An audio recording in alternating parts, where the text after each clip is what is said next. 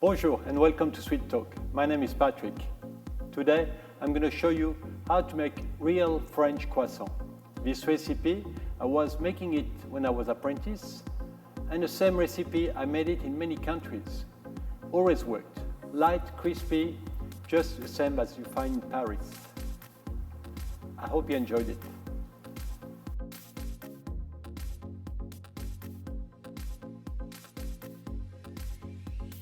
I've got all my ingredients in front of me.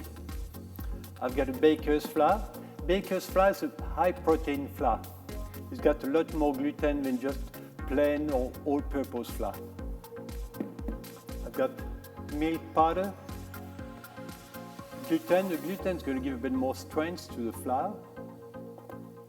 Salt, butter. Pastry chef always use unsalted butter. Salted butter for cooking, unsalted butter for baking. I've got water, room temperature water, whole eggs, sugar, caster sugar or any sugar will work, and dry yeast. The dry yeast needs to be kept in the freezer where you don't use it, and 3 months use by date. After 3 months, just get some new one. So the first thing I'm going to do is put the dry yeast into the water, mix it well to rehydrate the yeast.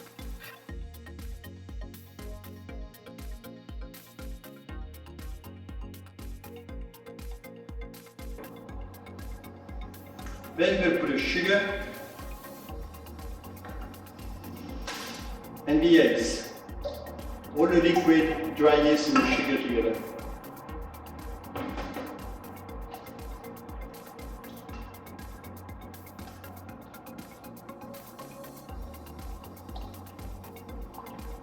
Mix it very well so it's all melted together. And you're going to let it rest for a few minutes just to start to activate the yeast. In the meantime, we're going to mix the flour. I'm going to do it by hand. You can use a mixer if you want, but I will do it by hand. The flour, the salt. When you make bread, croissant, Danish or anything with yeast, make sure you never put in contact the yeast and the salt.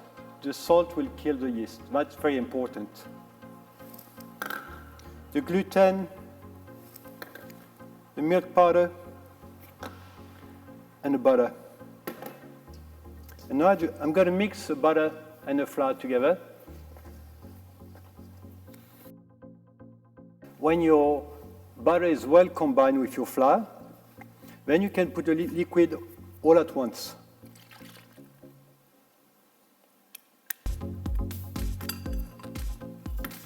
Use a spoon to start mixing it so you don't clog your hands. So bring it together. So when your dough is getting dry, you can start mixing by hand now. And don't be afraid to push. The dough is going to be quite dry, become very hard and tough, which is normal. And when it's going to rest, it will get a lot softer.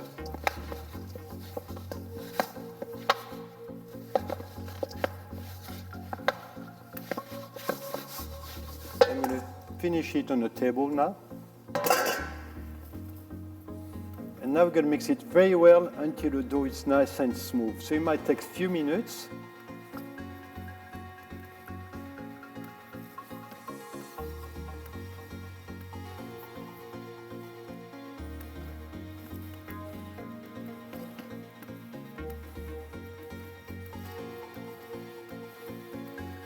You bring the side to the center, you use the back of your palm and you push in. That's all you do. Just bring the side to the center and pushing in.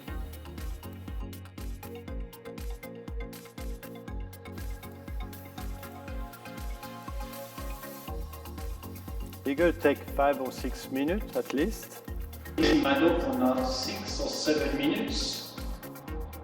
The dough is nice and smooth, as you can see. So it'll be ready.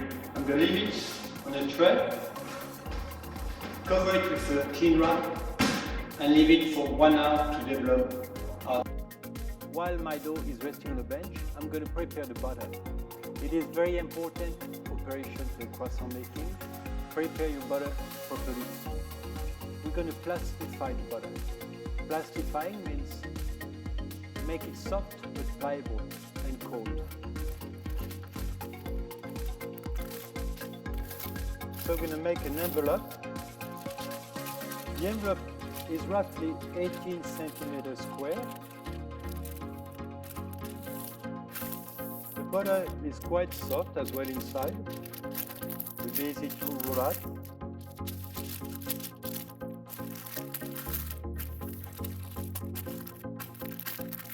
Now I'm going to bang it slowly and roll it to a nice and square shape.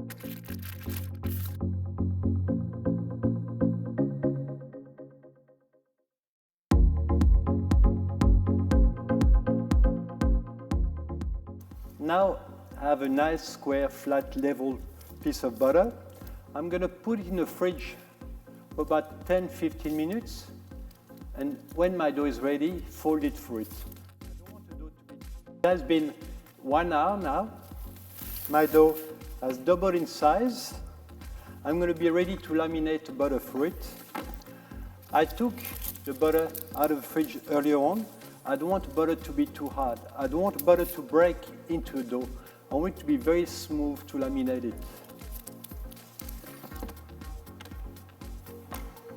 Use a bit of a flour.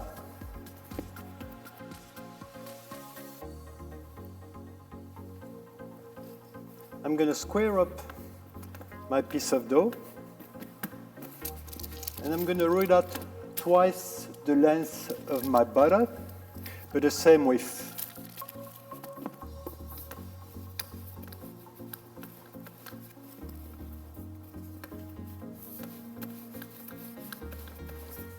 So try again to get level.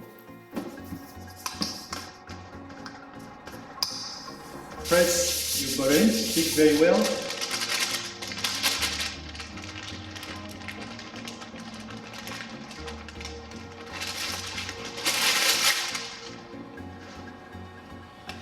Push the extent to inside. Now you fold the second part of the dough on top of your butter.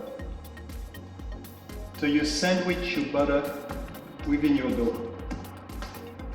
Press it well, so the butter is going to stick nicely, nice and tight. And now I'm going to give one fold and then put in the fridge for 1 hour.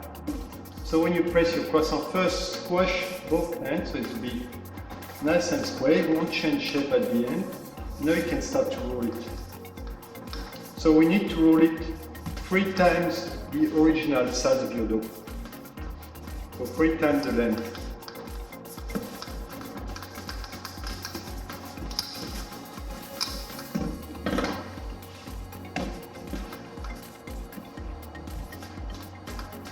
Once, keep it square again, it's very important. You get nice square dough, so you get nice layering. Cover it with that wrap again, otherwise you don't get any crumbs. I don't have been in the fridge for 1 hour. I will give a second fold now.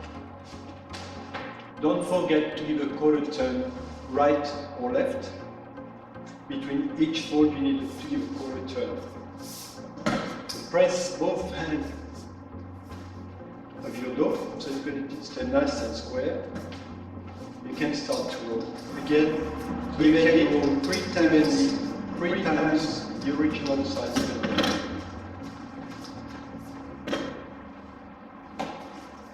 So you can roll evenly 3 times the original size of your dough.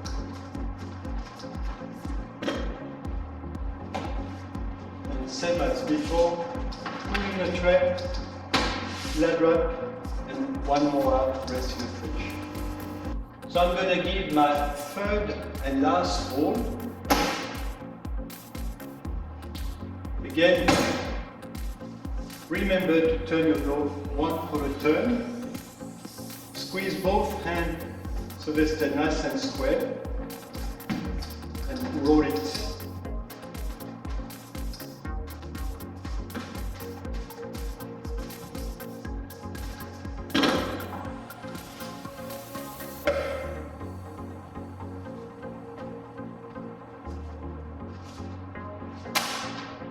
So I'm going to put it in the fridge. Now that my last fold has rested, I'm going to roll it out 45 centimeter by 45 centimeter or 12 inches square. Okay. Use some flour, it doesn't stick. Use your rolling pin. By the way, my rolling pin is a PVC pipe. One of the best rolling pins you ever find. Non-stick, very light, and you can cut whatever size you want to.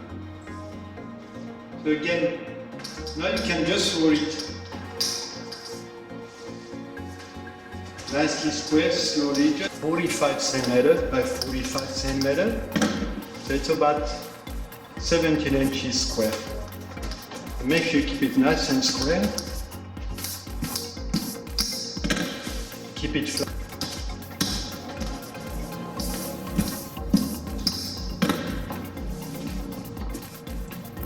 So that's about the size I need. So now I'm going to cut it into, put a bit of flour so it won't stick. Cut it in two.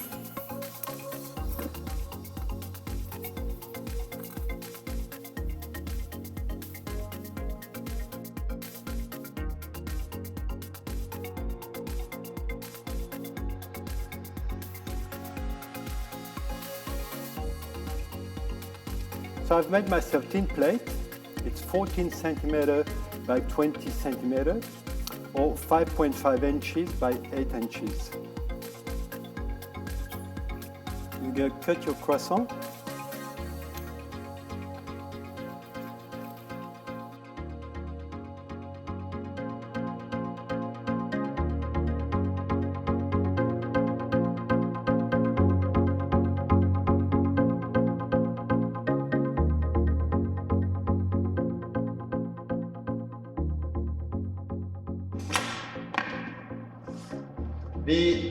The end, you discard it and you keep it. Next time you're going to make some dough, reuse it. It's going to be like a sourdough, so it'll be very useful to keep.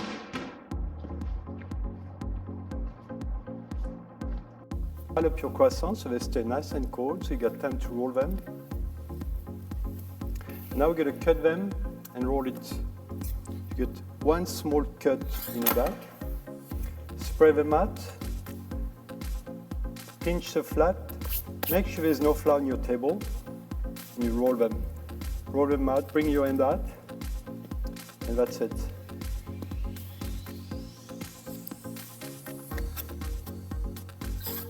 So again, squeeze them out, pinch the flat, put your hand out, bring them out.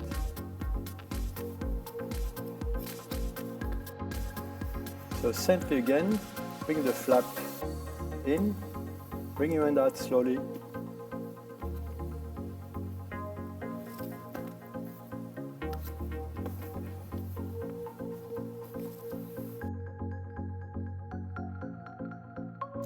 Okay, so now we're going to put it on a tray, turn them into a croissant shape. Make sure you leave enough space because they're going to double in size when they're going to grow in prover and in the oven. So enough space so they can expand. So now they're on the tray, they're going to stay about 2 hours outside on the table until they double in size. Once they double, I will be able to bake them. Make sure you cover them with a cloth, otherwise they're going to develop a skin. So 2 hours on the bench until they double in size, and then we'll be able to bake them.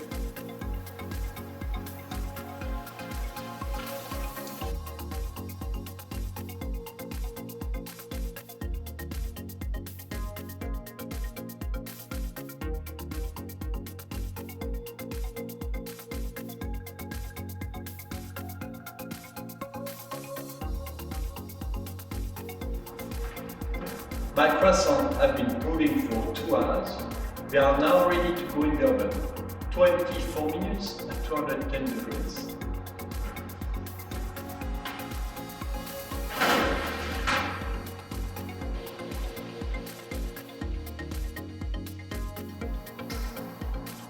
My croissants have been baking for 24 minutes at 210 degrees and they are now ready.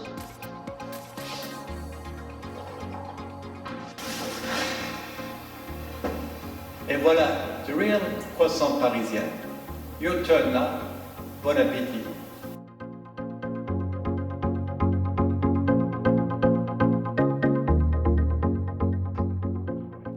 Thank you for watching and happy baking to you. Make the world a sweeter place. And don't forget, pastry chefs are the guardian of happiness.